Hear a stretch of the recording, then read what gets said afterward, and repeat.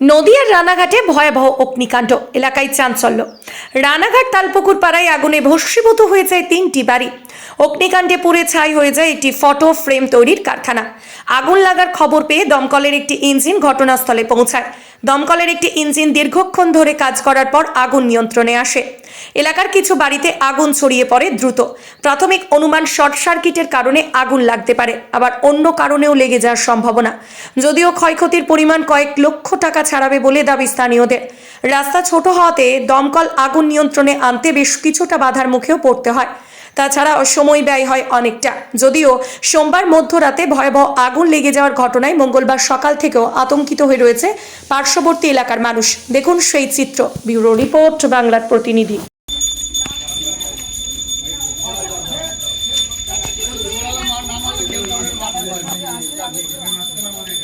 ভাবতে পারেন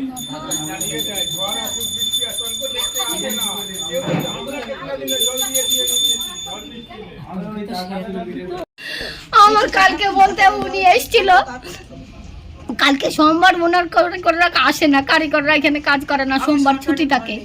উনি রাত্রিবেলায় কোনোদিন আসে না, হট করে কালকে দেখলাম এসছে।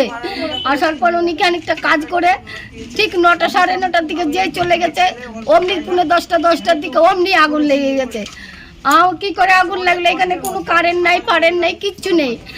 এখন উনি বিড়ি খেয়ে ফেলুক আর দিসলাই ফেলুক, আর ভগবান জানে কি করে কিভাবে যে হয়েছে আমি জানি না। ধাপ ধাপ করে আমার ঘরের মধ্যে আগুন ঢুকে যাচ্ছে, ধাপ ধাপ করে আমার ঘরের মধ্যে। আমার ছেলেরা নেই, 2 ছেলে থাকে না, বাড়ি কাজে গেছে।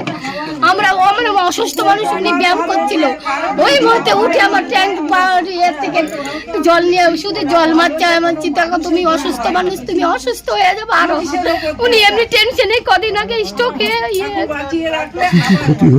আমার ওই যে ঘর পুরো ক্ষতি হয়ে গেছে, আমার কিছু জিনিস পুড়ে গেছে। মানে উনি অসুস্থ মানুষ, আমার 3-4 হাজার টাকার ওষুধ নিয়ে এসেছি একসঙ্গে। শনিবারে ডাক্তার দেখে ওষুধগুলো সব পুড়ে গেছে, ওনার চোখের চশমা থেকে, প্রেসক্রিপশন থেকে, ওষুধ থেকে সব পুড়ে গেছে। আবার পায়খানা, আমার ট্যাঙ্কি, আমার আপনার জলের লাইন সবকিছু আমার পুরো ওখান থেকে পুরো ইয়ে গেছে।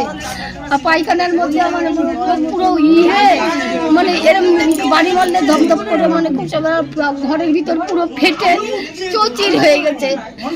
উপরে তো ফেটে চটে গেছে, ভিতরে ফেটে চৌচির হয়ে গেছে। আমার নাম নিয়তি অধিকারী।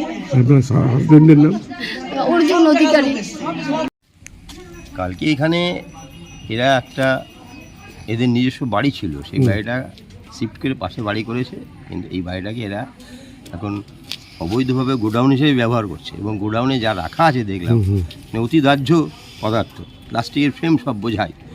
এবং সেখানে আগুনটা লেগেছে, কীভাবে লেগেছে এটা কীভাবে বলা যাবে লেগেছে। এবং সত্যিকারের কথা কি, ভাগ্য ভালো যে এটা ফার্স্ট নাইট হয়েছিল, 10টা নাগাদ হয়েছে। পাড়ার ছেলেরা সব ঝুঠে একেবারে প্রায় 100 ছেলে মানে আপ্রাণ চেষ্টা করে আগুনটাকে কন্ট্রোল করেছে। এখানে ফায়ার ব্রিগেডের গাড়ি ঢোকার মতন কোনো প্রবেশনই নেই।